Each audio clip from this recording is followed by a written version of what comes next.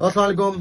हाजिर है जनाब स्पोर्ट्स गुरुगिरी के नए सेशन के साथ, नई क्रिकेटिंग अपडेट्स के साथ, और बात करेंगे इंडिया श्रीलंका। तीसरा ओडीआई खेला गया कोलंबो के प्रेमदासा स्टेडियम में।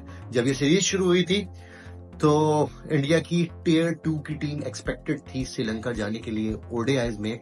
मोस्ट लाइकली ऐसा था कि शुभमन गिल कप्तानी करेंगे और रोहित विराट ने पहले ही कहा था कि हम इस सीरीज में जो है वो रेस्ट करेंगे, मगर गौतम गंभीर ने उनको मैसेज दिया था कि मुझे चैंपियंस ट्रॉफी के लिए अपनी टीम बनानी है, अपना यूनिट बनाना है और यूनिट को देखना है वो कैसा परफॉर्म करेगा, क्योंकि 7 और 8 ओडीआई हैं चैंपियंस ट्रॉफी से पहले।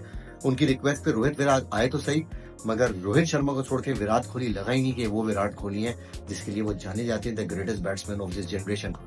इंडिया हारा ये मैच बहुत बुरी तरीके से 110 रन से, और ऐसा लगा कि स्पिनर्स खेलने की एबिलिटी खत्म हो गई है और श्रीलंका ने डोमिनेट किया अगेन। विलालेगे, मैं हर प्रोग्राम में बात करता हूँ, ये चौथा मैच है कि विलालेगे अनसंग हीरो बने। उन्होंने बैट और बॉल दोनों से सीरीज के अंदर इंडिया पे डोमिनेट किया और आज फिर 5 विकेटें लेके गए। क्या हो गया इस इंडियन बैटिंग को? ये तो वो बैटिंग थी जो मास्टर बैटिंग थी, लो स्लो विकेटें हो, हार्ड विकेटें हो, इवन स्पिनर्स को खेलने की। ये ओडीआई नहीं, ये T20 नहीं, ये टेस्ट में भी देखा गया है, जहां बॉल घूमता है, स्पिन होता है, टर्न होता है, लो और स्लो होता है, रैंक टर्नर होते हैं, और इंडिया की बैटिंग जो है ना स्ट्रगल करती हुई नजर आती है। अपार्ट फ्रॉम रोहित जो है कोई ऐसा बैट्समैन लगता नहीं जो कि डोमिनेट करता हो स्पिनर्स पे। इंडिया के पास स्पिनर्स को खेलने का कोई जवाब ही नहीं है। It's not about playing a spinners, it's not like that कि इंडियन बैटिंग जो है वो डोमिनेट कर रही है, ओवर एग्रेसिव हो रही है। वो तो डिफेंसिव मोड में जाके बैक फुट पे, फ्रंट फुट पे बॉल को रीड ही नहीं कर पा रहे, ना हाथ से रीड कर पा रहे, ना पिच से रीड कर पा रहे। विराट कोहली 3 दफा एलबीडब्ल्यू हुए, एक दफा हसरंगा की बॉल पे, एक दफा विलालेगे की बॉल पे, और एक दफा वेंडरसे की बॉल पे। लगता है रीड नहीं कर पा रहे हैं यहाँ पे। अपार्ट फ्रॉम रोहित लगता है कि कोई बैटिंग ही नहीं है। केएल राहुल को बाहर निकाला, मुझे नहीं लगता कि ये लॉजिक थी। केएल राहुल को उन्होंने ड्रॉप किया और शिवम दुबे को खिलाया। KL Rahul I still believe, बेशक 2 विकेट कीपर में ऋषभ पंत सही आए, बेशक 2 विकेट कीपर खेले, मगर कॉम्बिनेशन थोड़ा T20 स्टाइल में बनाना चाह रहे हैं, और वो चाह रहे हैं गौतम गंभीर के ऐसा कॉम्बिनेशन बनाए कि हर आदमी बॉल कर रहे और आदमी बैट कर ले। तो इट्स डिफिकल्ट। रेयान परग ने बॉलिंग तो अच्छी की, मगर देखना पड़ेगा कि टफ कंडीशंस में कैसा परफॉर्म करेंगे।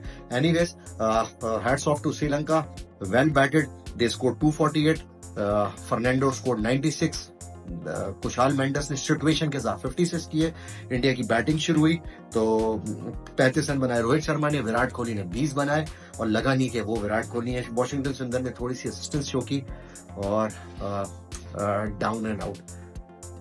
इंडिया की स्पिन बॉलिंग की कैपेबिलिटी और उनकी स्ट्रेंथ देखते हुए लगता है कि वो स्पिनर्स सिंगल भी नहीं निकाल पाते हैं, वैरायटी ऑफ शॉट्स नजर नहीं आते, और ऐसा लगता है कि ये टीम एक्सपोज हो गई है when come to spinners. Slow low wicket spinning track जहां बॉल टर्न हो रही हो, हर बॉल पे across the spin, across the turn नहीं मारा जा सकता। इंडिया को देखना पड़ेगा, क्योंकि यूएई में जब चैंपियंस ट्रॉफी होगी तो इसी तरह की लो एंड स्लो विकेट मिलेंगी। चलिए जी, congratulations to Sri Lanka by winning by 110 run. और इसमें आप ये नहीं कह सकते कि जसप्रीत बुमराह नहीं थे, क्योंकि इंडिया यहाँ श्रीलंका यहाँ डिफेंड नहीं कर रहा था, डिफेंड नहीं कर रहा था, इंडिया यहाँ रन चेस कर रहा था, और रन चेस में इंडिया के पास पूरी काबिलियत थी रोहित शर्मा और विराट कोहली के। सिवाय रोहित शर्मा के Indian batting is totally exposed and choked. देखना पड़ेगा। चलिए मिलते हैं एक नए प्रोग्राम के साथ, नई अपडेट के साथ। लाइक करें, सब्सक्राइब करें और नोटिफिकेशन की घंटी बजा दीजिएगा। मिलते हैं नए प्रोग्राम में।